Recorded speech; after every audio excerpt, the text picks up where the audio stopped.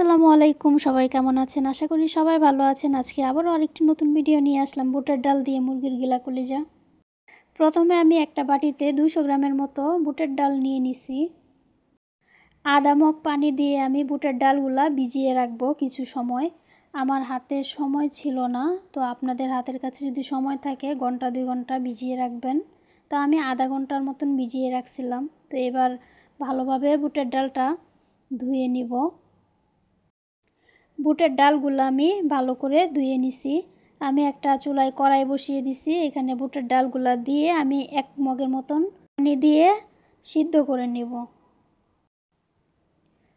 আমি বুটের ডালগুলো ঢাকনা দিয়ে দিছিলাম, তো আমার বেশি একটা সময় লাগে নাই। আমার 15-20 মিনিটের মধ্যে আমার বুটের ডালগুলো প্রায় সিদ্ধ হয়ে গেছে। দেখেন আমার ডালগুলা দেখা যাচ্ছে আস্তে আস্তে, কিন্তু সিদ্ধ হয়ে গেছে।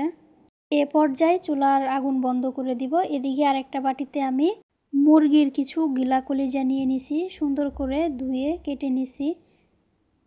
এবার চুলায় একটা কড়াই বসিয়ে অল্প পরিমাণ তেল দিয়ে দিব। দিয়ে 3টা পেঁয়াজ কুচি করে এখানে দিয়ে দিব। তারপর এখানে আমি 2টা তেজপাতা ছোট ছোট টুকরো করে কেটে নিছি, 2টা দারচিনি, 3টা লবঙ্গ, কয়েকটা এলাচি এগুলা দিয়ে দিব। দিয়ে আমি পেঁয়াজটা একটু নেড়ে ছেড়ে হালকা লাল করে নেব।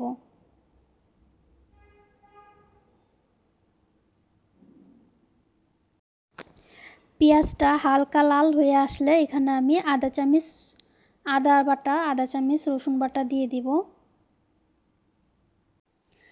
একটু নেড়ে ছেড়ে এখানে আমি আধা চামচের মতন হলুদের গুঁড়া দিয়ে দিব, 1 চামচের মতন মরিচের গুঁড়া দিয়ে দিব, আধা চামচের মতন ধনিয়া গুঁড়া দিয়ে দিব এখানে, আর আধা চামচের মতন জিরার গুঁড়া দিয়ে দিব।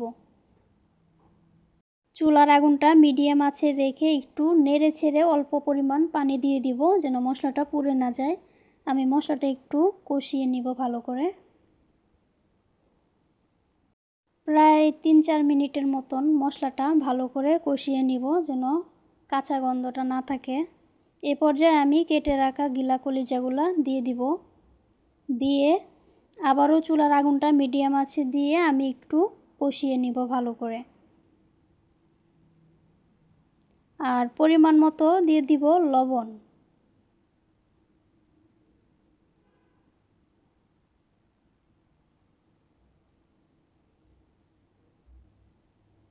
একটু নেড়ে ছেড়ে নিব। মশলাটা প্রায় কষানো হয়ে গেছে, 3-4 মিনিটের মতো কষায় নিছি ভালো করে। এবার বুটের ডালগুলা দিয়ে দিব সবগুলো।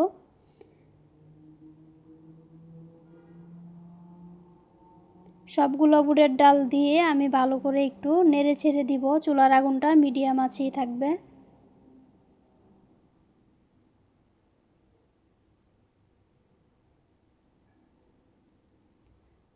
প্রায় আবারও 3-4 মিনিটের মতন আমি একটু কষিয়ে নিব বুটের ডালগুলা মশলার সাথে।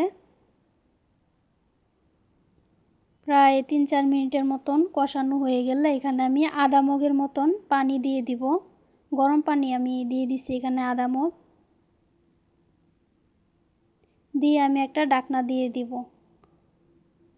ঢাকনা খুলে আবার একটু নেড়ে ছেড়ে দিব।